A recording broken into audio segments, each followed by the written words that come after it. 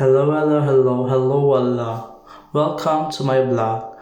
For today videos guys, so ngayon, andito tayo ngayon sa Corfu Town.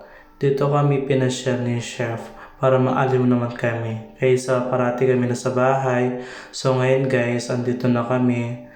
Dati napapanood ko lang sa TV to. Ngayon, ayan, na-claim ko na din.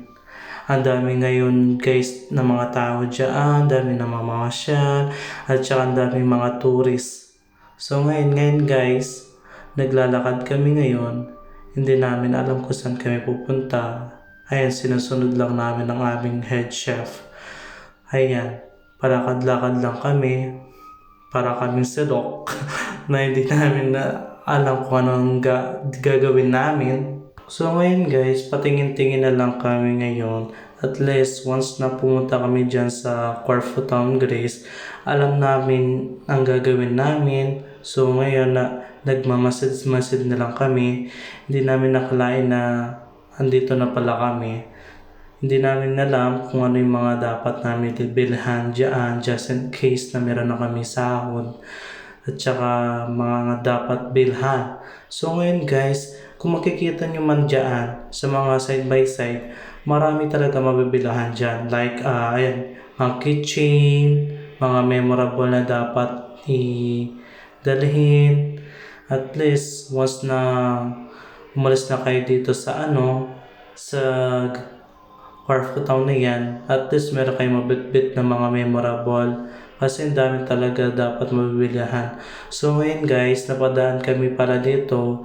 Meron pala nagko-concert dito, ayan no, nagpa-picture na lang ako.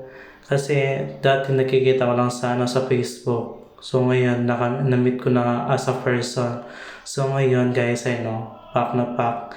Kaya talaga yung mga outfit nila dito guys. At saka yung mga bahay dito, sikit-sikit talaga. Ayan, mga prutas.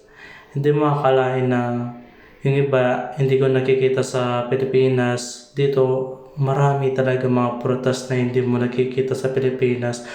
Dito guys, more on mga olives. Yung parang parati ko nakikita namin dito mga olives, mga sangkis, lemon, ayan, etc. Ayan guys. Nag-video na lang ako dito. Ayan, at least may papakita ako sa inyo guys kahit na hindi kayo man makapunta dito sa pamamagitan ng panonood nyo guys, at least parang napasyal ko na kayo. At saka nanibago ako dito guys. Ang lamig talaga dyan ay mga kasama ko. Ang tari ni ate. Pamodel-model na lang siya. So ngayon ayan guys. Pasyal-pasyal lang kahit walang pera. At saka ayan yung head chef namin. Pati hindi namin alam kung saan kami pupunta. Kaya sunod lang kami sa kanya. Ayan yung mga bata, naglalaro sila. Mga soccer, ayan, meron din simbahan dyan. Kung gusto na magsimba, dyan lang, sa tabi-tabi lang. Ayan, so ngayon, visit kami sa simbahan.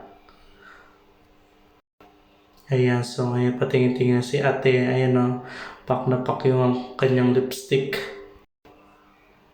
Ayan. Pak na pak, ayan o, ang tari ni ate. Ikaw na. At saka guys, share ko lang yung bubong nila dyan, alos more on, parang mga saminto sila, yung mga... Tsaka ayan. Wala na akong masabi eh. Napakaganda talaga dito sa sa Greece. Kung kayo guys, kung may balak kayong mag-Greece at least meron na kayo idea kung saan kayo mga pupunta. Ayan, nagpa-video na ako sa mga kitchen. Ang daming mga Bruselas, Quintas, etc. So ngayon, thank you for watching guys. Hanggang sa muli. Kita kits. Love you.